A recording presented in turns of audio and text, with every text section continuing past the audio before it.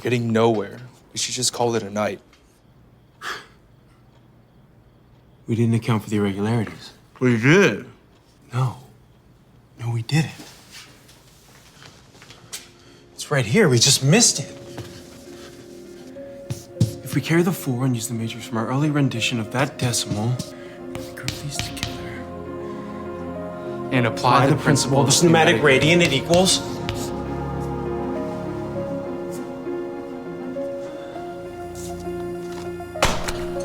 We did it.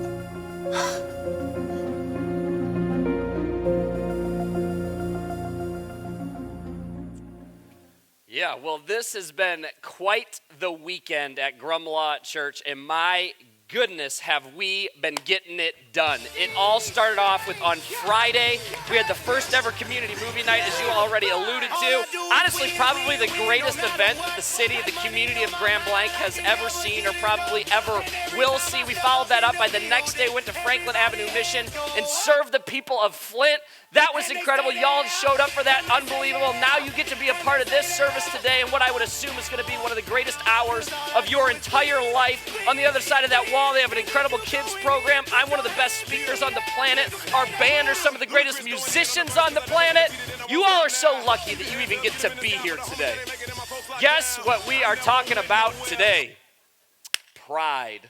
So now you can all breathe a sigh of relief because judging by the looks on some of your faces, you're like, I think we're going to go to a new church. We are out on this place. We are, in fact, as alluded to, wrapping up a series that, again, we have been having a ton of fun with here over the summer called At the Movies. And what At the Movies is all about is taking a look at some of our favorite movies, taking a look at some of our favorite films, and hopefully bringing those to life in a new way that hopefully you have never experienced before. Now, as it turns out, this theme of pride happens to be a very, very common one in movies. This week as I was writing this message, I was kind of just thinking through and racking my brain like all these different movies, and it was so easy to identify pride happening over and over and over again. It almost seems like movies kind of hinge on at least one character, usually the central character, usually the antagonist, being completely consumed by pride. Now, this is a little bit risky, but I think y'all appreciate when I'm a little bit vulnerable here. I'm going to show you a list of some of my favorite movies and help you understand here exactly what I mean. The first one I wrote down was Dennis the Menace. I still secretly love that movie. Actually, it's not a secret because I just told you. But Dennis the Menace, if you've never seen that, you got to watch it. It's a hilarious comedy. Dennis's neighbor is this guy, Mr. Wilson, and Dennis just kind of repeatedly tortures Mr. Wilson, but he's this grumpy kind of know-it-all that seems to know better than everyone else how to raise their kids, how to plant their garden, and so it kind of just shuts him off from the rest of the community. He's just kind of known as like the community curmudgeon. Moneyball tells the true story of Billy Beane, who's the general manager of the Oakland Athletics baseball team, and he sets out to assemble a team basically completely on statistics, and the arrogant, the prideful characters in this movie are the old scouts that kind of have their old way of doing things, and they think that statistics are just a pile of crud. They don't think there's any way that that's actually going to work, and obviously we fast forward to present day, and literally every baseball team uses stats to assemble their rosters. The Social Network, also a true story, tells the true story of Mark Zuckerberg, who is the founder and CEO of Facebook. Throughout the entire film, he's portrayed as like an exceedingly arrogant guy until by the end of the movie, he's kind of like left alone, even though he has a lot of money, not many friends, just waiting for that one additional friend request. The Mighty Ducks. Anybody Mighty Ducks fans in the house? Yeah, look at that. Even some young people, like, they've seen the Mighty Ducks. Mighty Ducks, there's a lot of pride going on in the Mighty Ducks. Initially with Gordon Bombay, a very successful defense attorney, and then he at one point gets a DUI, and then he's forced to coach this kind of community hockey team. It's like this ragtag group of misfits that really don't know what they're doing, and they come up against the Hawks, the Mighty Hawks, right? I mean, like, nobody can defeat the Hawks, and in the championship game, everybody assumes that they are going to get destroyed, but obviously the Mighty Ducks end up winning. Wreck-It Ralph. I watch a lot of Wreck-It Ralph these days because of my children. There's some pride going on there, most notable with King Candy, right? I mean, he's kind of trying to control the entire candy and the entire video game universe and kind of pulling those strings, very prideful guy. And then the last one I wrote down was the Shawshank Redemption. the very prideful Warden Norton, who kind of just uses the prison as his own kind of playground, as his own kingdom. He enforces rules when he wants to, doesn't when he doesn't want to. Little does he realize that Andy Dufresne is sneaking around behind his back, and eventually it would become his undoing. I'm telling you, you start looking through these movies and you start hunting for pride, it's almost scary how easy it is to find in every single movie. I came to the conclusion, so if you're thinking about making a movie, if you want to make a successful movie, you have to have at least one character that is completely consumed by pride, which made me further think, and mind you, this is just an observation, but nonetheless, I think probably something that every single person in this room has experienced, that pride is really, really, really easy to see in other people, but it's next to impossible to see in ourselves. Again, you watch these movies and you're like, that's a prideful person, that's a prideful guy, that's a prideful woman. Oh my goodness, that person is arrogant. Oh my goodness, that person has an ego. But it's also true in our own lives, right? I mean, you could look around and say, oh my goodness, my dad is so arrogant. That coworker is so prideful. My boss is so arrogant. My sister is so arrogant, and on and on and on and on. But it's next to impossible to see in ourselves. So easy to see it all around us, so easy to find it in these movies, so it only seemed natural that we would eventually land on this film. Now, you all probably have movies like this, but this was one of those movies when I was younger. Conservatively, me and my brother probably watched it 50 times, maybe as many as like 100 times, probably would not be unthinkable. Recently, actually, we recorded it on our DVR because it came on TV, and I'm happy to report that both of my children are pretty into The Little Giants. So it's like bringing back all these childhood memories as I watch it with them. Now, for those of you that aren't familiar with this brilliant piece of cinematic art, I will catch you up to speed. You see if you can keep up. But it basically tells the story of Kevin and Danny O'Shea. Kevin O'Shea has been the always successful older brother, successful in business, but most notably in athletics, where he went and he played college football, eventually won the Heisman Trophy, then went on to play in the NFL, and the whole town basically adores and worships Kevin O'Shea. Whereas Danny is the younger brother that has always been in the shadow. He's kind of been in the runt of the litter, wasn't very athletic, and he's always trying to live up to his brother's standard that he is kind of set.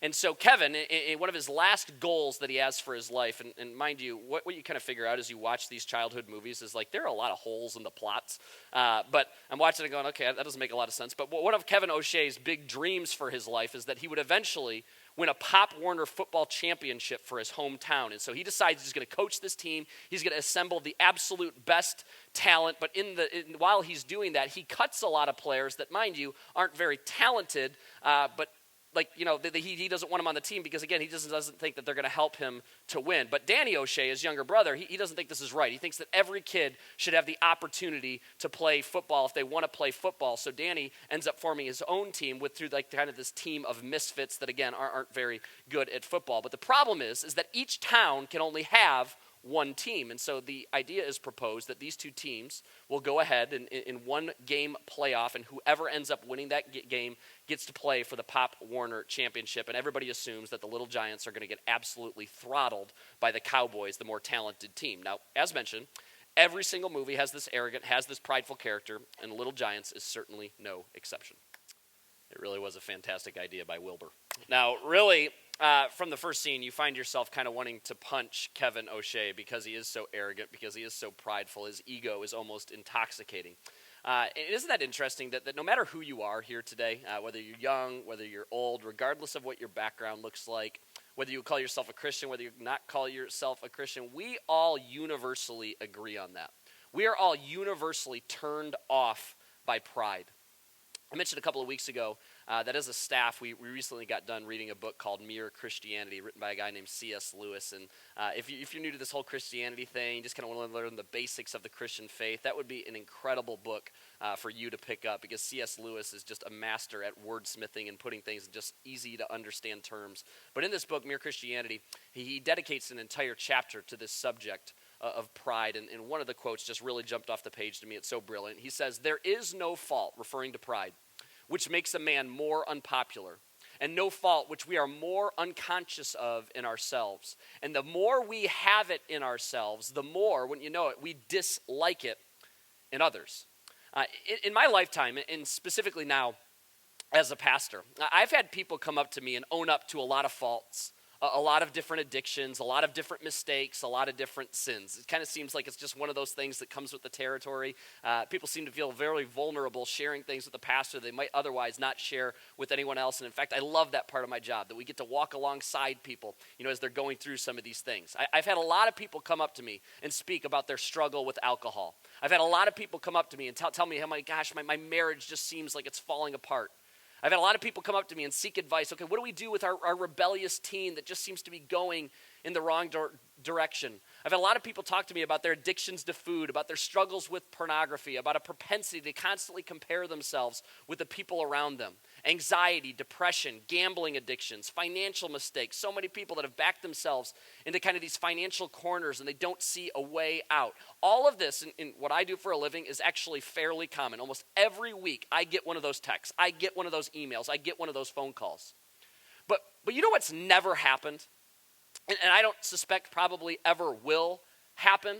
I've never had that person pull me to the side after church.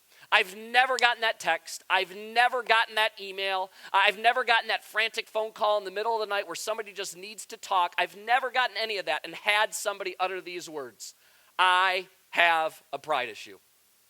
Nothing even close to it. It's not happened, not once. Now maybe that doesn't seem strange to you, but to me, this seems particularly bizarre. And here's why. Because pride is the gateway by which all other sin enters. Pride's that door by which all other sin finds its way into our lives. Now, I totally understand this, that a lot of you that are here today, you're maybe not totally comfortable using that word sin. I mean, it just feels like, it feels so heavy, it feels so dramatic. And it's not exactly this word that any of us probably use on a regular basis. I don't, any of you, if your spouse does something wrong to you, you look at them and you're like, oh my goodness, I can't believe that you sinned against me. When your child misbehaves, you don't look at them and say, do you know that you sinned against mommy? Do you know that you sinned against daddy? We prefer words like mistake or I screwed up, or we say things like my bad. But in the context of Christianity, we would refer to all of this as sin. And pride is that door by which all other sin finds its way into our lives. It is indeed what leads to every other vice. Let me explain what I mean by that. Every sin, I think we would agree on this, every sin is contempt of God. Every sin is disrespect. Every sin is disdain towards God. Whether we would admit it or not, in this part we probably would not like to admit it, when we sin, we are very clearly saying to God, I care very little about you. I care very little about your commands. I care very little about pleasing you. I don't respect you, at least in this moment. I care about pleasing me. I care about what seems best for me in this moment. I know you love me so much. I know you went to enormous lengths to demonstrate that love for me when you died on a cross for me, but yet I'm still going with me. And if every sin is disrespect towards God, and every disrespect of God is pride, because what could possibly be more proud, more arrogant, more defiant, more all about me than to despise or to scorn God, to think so highly of yourself that you would look at God, that you would look at your Creator and say, I know that you created the heavens and the earth. I know that you knit me together in my mother's womb. I know that you have the very hairs on my head numbered. I know you love me. I know you went to enormous lengths to win me back. But sorry, I'm still going with me. I can't speak for you guys, but for me, I don't know if there's anything more disgusting about me than that. When I think about my pride, when I think about my sin in those terms, it's an incredibly sobering thought. Now, I grew up in a home where this topic of pride wasn't terribly uncommon. In fact, my parents would and still to this day, take very intentional steps to make sure that pride does not grab a hold of their lives. And so for that reason, pride could actually be a little bit confusing for me. I grew up in a home where both my parents were Jesus followers, and I was a bit of a rebellious teen. I was kind of the typical pastor's kid that went off and kind of did my own thing and made a lot of poor decisions. And as I was thinking about this and preparing this message, I thought of one time me and a group of friends, we went up north to go skiing for Boyne for the weekend, and we knew we were going to get some snow. So my dad said, okay, you can take my car, you can take my prized possession, my Jeep, but just don't do anything stupid. He literally said those words, don't do anything stupid. Well, the entire way up north, two of my friends that were sitting in the back seat were slamming beers as we were driving up there. And the entire time, I'm feeling pretty nervous because I'm like, oh my gosh, if they spill, if my dad finds out about this, he is going to murder me. And so we get the car back home at the end of the weekend. I make sure I clean it out really, really well. I'll never forget this. About 48 hours later, my dad comes around the corner into my bedroom holding an empty Miller High Life can. And I'm like, yeah, that's probably not good because I know my dad does not drink beer, in particular of the High Life. So yeah, it's not a good thing right now. Not a good day. There were other more, smaller infractions, if you will, too, where, I went to a high school where you had a dress code, and I'd get detention for not having my shirt tucked in, or I forgot to wear a belt, or I didn't have the right shoes on. I'd walk into church sometimes. I used to have, this head, head full of, huge hair, I went, all over the place. It was super full. And I'd walk into church on Sunday morning sometimes, and my dad would be looking at me like, seriously, son, you couldn't run a comb through it? One of the questions that my dad would ask me, big and small, in these moments, over and over and over again was this: don't you have any pride? I remember they yelled that can up. He said, son, don't you have any pride? Son, you got another detention. Don't you have any pride? So I got to tell you, this was a little bit confusing for me for a good chunk of my life, because I'm like, I'm not going to say it out loud because he's ticked off at me right now, but I'm like, don't you have any pride? Dad, I thought pride was a sin. I thought pride was wrong. So why are you asking me if I have any of it, insinuating that I'm almost supposed to have more of it? And so it's certainly important to note that as we talk about this subject here this morning, there are two very distinct types of pride. The first one I'll call, I'm so proud of you pride. This is that healthy feeling of pleasure or satisfaction deriving from your achievements, or more notably, the achievements of people that you care very much about. This is that pride you feel, parents, when your kid works their tail off studying for a test, and they come home and they told you that they got an A. This is that sense of pride that you feel when you've been working really hard to pay off that college debt, pay off those college loans, and you finally make that last payment. This is that feeling that I had on Friday after movie night, and kind of all the dust had settled, thinking about our team and how well people had stepped off and just how the whole event ran so smoothly. But then there's obviously a second type of pride. We'll call that check me out pride. This pride is excessive self-confidence. It's a preoccupation with yourself. It's an extravagant belief in your own abilities that actually interferes with your recognition of God's grace. And this is the pride that we're going to be focusing in on this morning. And it's not because we're trying to focus in on the negative, but just very practically speaking, I've never met anyone that has an I'm so proud of you pride issue. But we all have met a whole mess of people that have a check me out pride problem. I think one of the things we can trick ourselves into when we think of pride is we try to think of these big, almost these massive mistakes, these massive sins in our lives, and we completely overlook the smaller, less noticeable, far more frequent examples of pride in our lives. It's that unwillingness to accept help. Maybe it's financial help. Maybe it's help with a project at work. Maybe it's help with an assignment at school that you just won't take the help because you're so scared somebody else will screw it up. There are those small feelings of prejudice that you feel towards other races. Not taking advice from other people because you know that your way is the best way. Waiting to the last minute to complete tasks because, well, it's worked out for you in the past, so why wouldn't it work out again? See, pride doesn't take notes. Pride doesn't read books. Pride doesn't learn anything new unless it's the absolute bare minimum to get by. Pride doesn't accept responsibility for your failures, but instead it blames anyone and everyone else. Pride doesn't listen, but instead all it does is talk, particularly around those people that you really have something to learn from. Pride doesn't take correction or criticism without resentment, without retaliation. Pride resists moving out of personal comfort zones in work and study and ministry and relationship. And instead, it always looks for the easy and the familiar route. And here's the reality this morning. This is not a me against you talk. This isn't a Christian against a non-Christian talk. This isn't the pastor against the world talk. This is a human being talk. Because at some level, every single person in this room struggles with this. So some of you, by the grace of God, you began to get this under control. And others of you, it's completely out of hand. And chances are you have little to no self-awareness that it's gotten that bad. In fact, as C.S. Lewis alluded to, if you want to figure out just how much pride you have, the question you ought to ask yourself is, how much do I dislike it when I see pride in other people? How much does it irritate you when you see pride in others? Because see, there's a correlation there. The more it irritates you, the more it exists in you. Because pride, think about it, is inherently competitive. Your pride is in competition with everyone else's pride. What makes us proud is having more than someone else. We're proud of having more, of achieving more, of being better looking, of knowing more, of having a bigger house, of having a better house, of having more of those. It's the pleasure of being above everyone else. Once that element of competition is gone, so has the pride gone.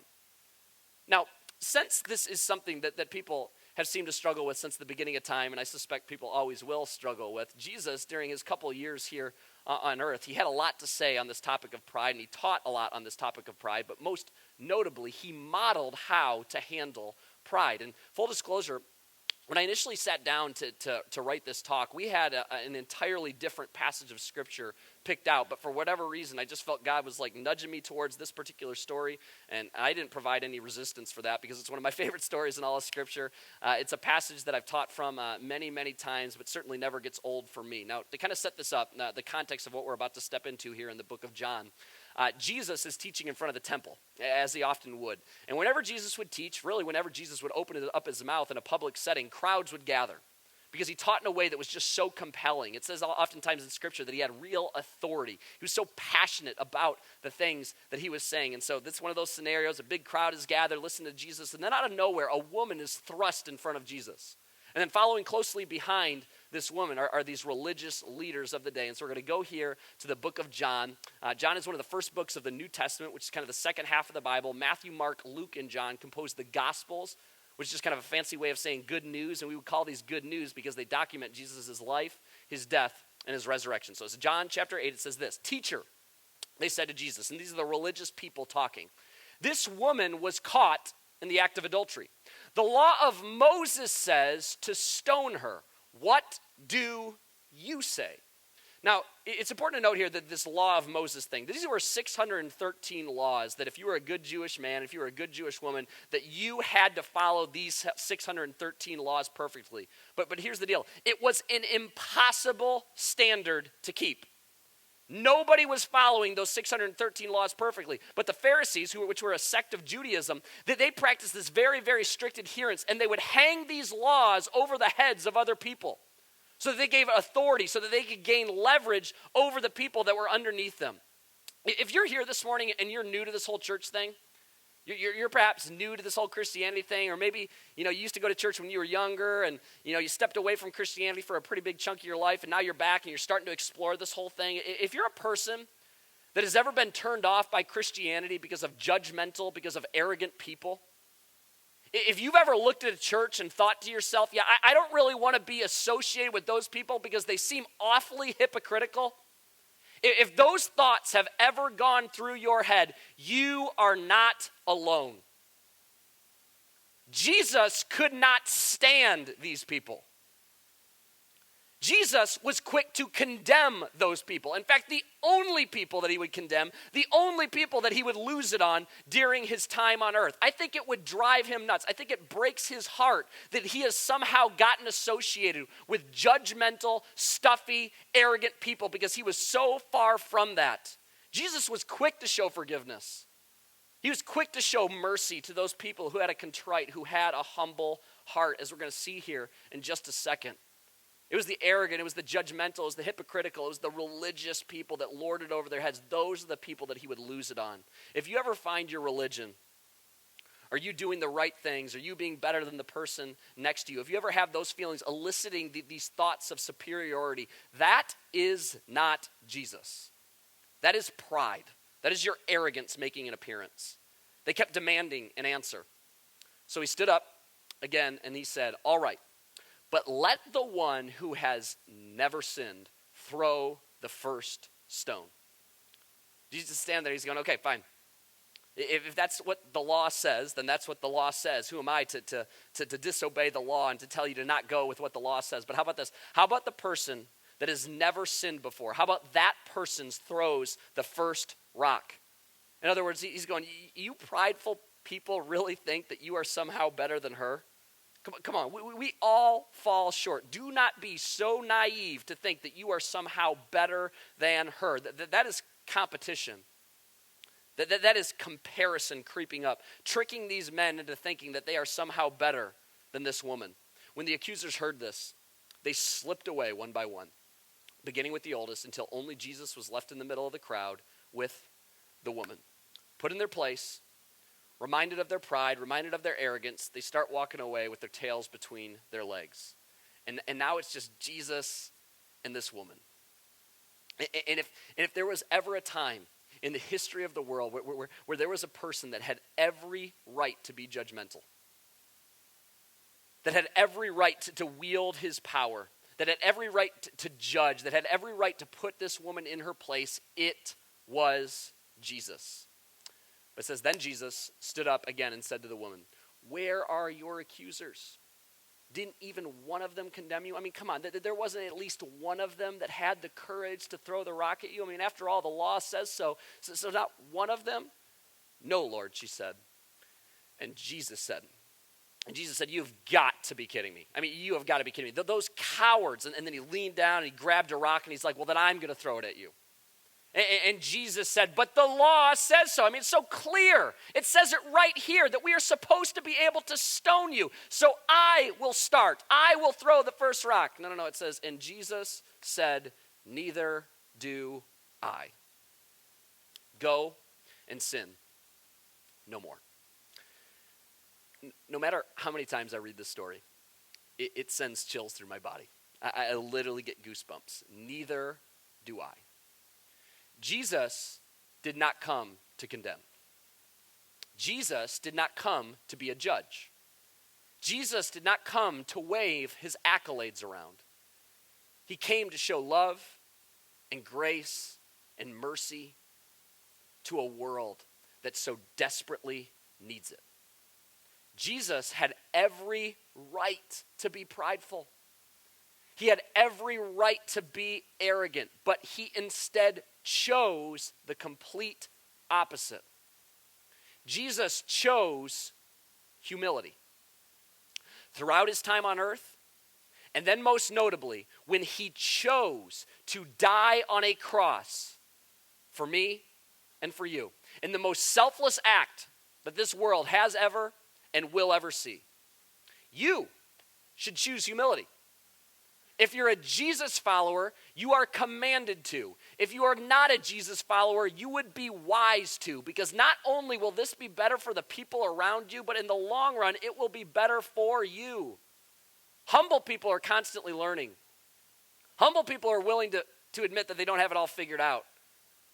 Humble people continue to get smarter and wiser rather than staying the same. Humble people do not give up easily, but they try again and again and again and again until they get it right.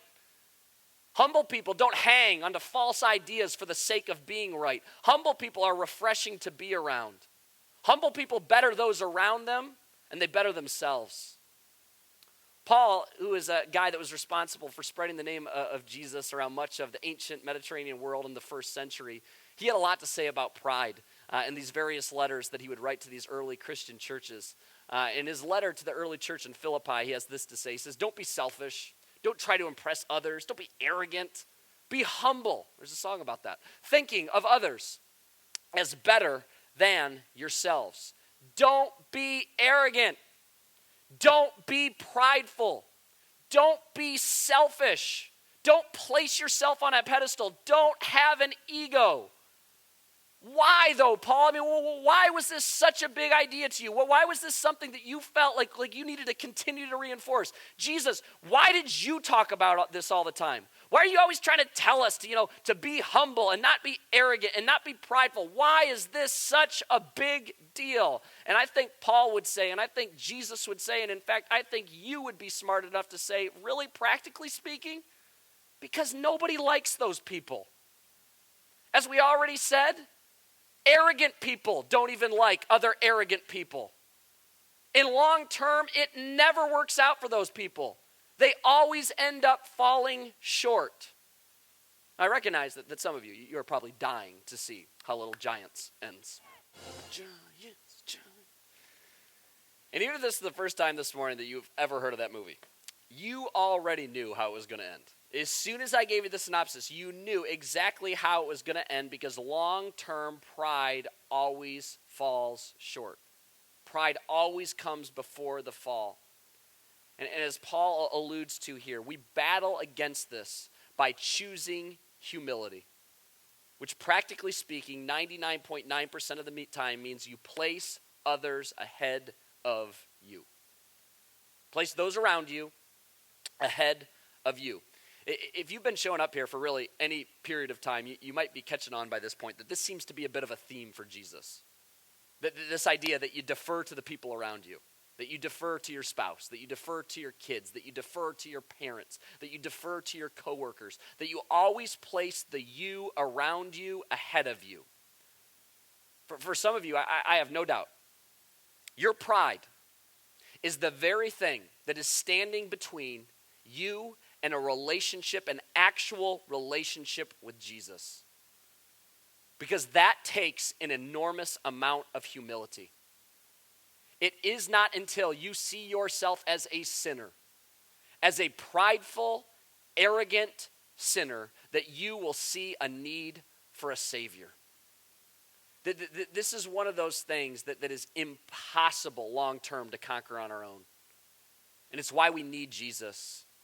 It's why we're called to follow the example of Jesus, why we would be wise to follow the example of Jesus, who, remember, put on humility, placed others ahead of himself to a degree that we will never be able to fully appreciate. Your pride could be the very thing standing between you and a relationship with Jesus. Your pride might be the very thing that is severing ties between you and your spouse. Your pride could be the very thing that is costing you that relationship with that child. Your pride could very well be the thing that's standing between you and actually experiencing financial freedom. You have no idea what God might have in store for you if you would just choose humility. If you would just start placing the people around you ahead of you. And again, why should we do this? Because God did this. And aren't you glad that he did? Aren't you glad that he sent his one and his only son to die for you so that you can experience life and life to the fullest?